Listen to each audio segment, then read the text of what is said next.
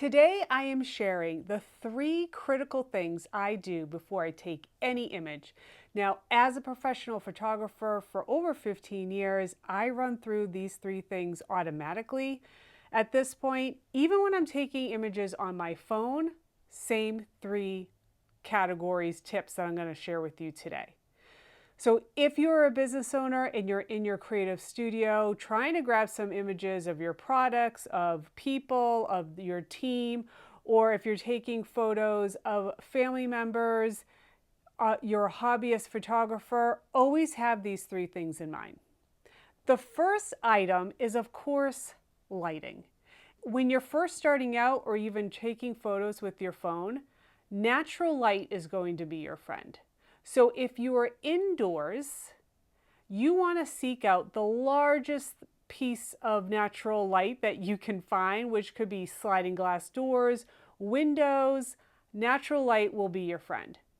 The pro tip here is if there is any ambient light, there's lamps, overhead light, if you can control those lights and turn them off, I highly recommend doing so. Why? If you ever taken photos and there's like this yellow cast to them, that's that ambient light. As soon as you take that light away and you're using that natural light, that white balance to the image will be so much better. Now, even in this video, I am using continuous light and I have all the overhead lights taken off because I just want that clean light for the video, for a photo. Now, if you are taking product shots for your business, let's say you're a product-based business, and you're using natural light, and you're in your studio, and you've removed all the above lighting, you may want to consider continuous light like this, but on a smaller scale. I use this all the time for my product photography, and it's an amazing LED light that you can use and manipulate and get the details that you need for your product photography. So something to consider.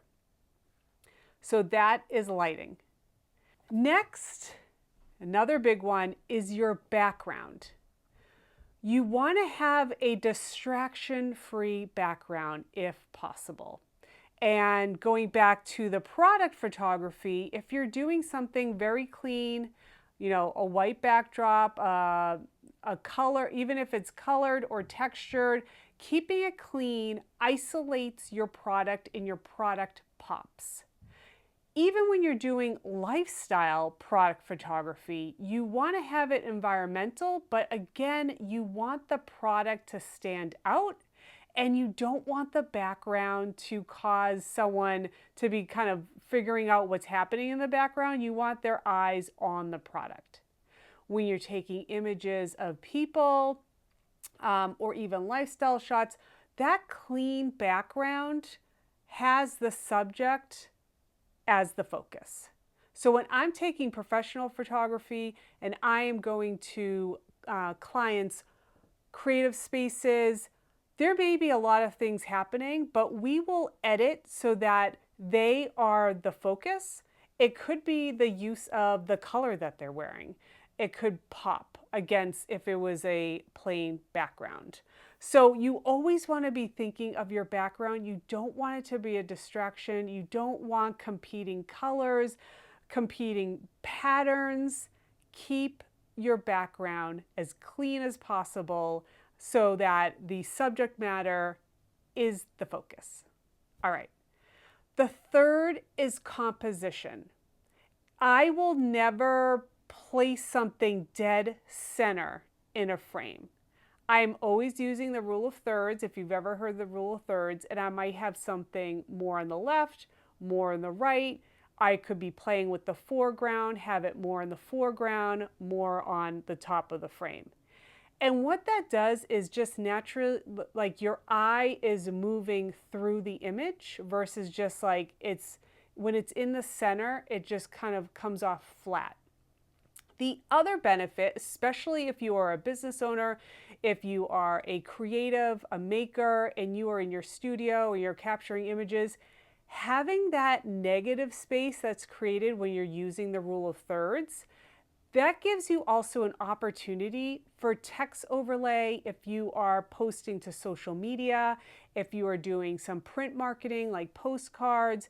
Having that empty space not only provides that stronger image, but it gives you an opportunity for the text overlay. Now, if you are beginning and you are using your phone, in your settings for camera, there is actually a section on the bottom that says composition, and there's the top one that says grid. So as soon as you hit grid and then go to your phone app, your photo app, you will now see this grid form onto your photo. And what that is doing is helping you with this concept of a rule of thirds. You can see that the screen is cut into 3 sections. So you can play with the placement of the subject matter, whether it's a person, whether it's a product, it's a lifestyle image. That will kind of give you the guide so that you're avoiding dead center. All right, so those are my 3 things that I'm always playing with on every single shot that I have captured the hundreds of thousands of images over the past 15 plus years. And I'm going to leave this video for you here that talks about kind of capturing images in your studio space. And it'll run through my setup, how I'm editing, and some great uses for social media. All right, I'll see you there.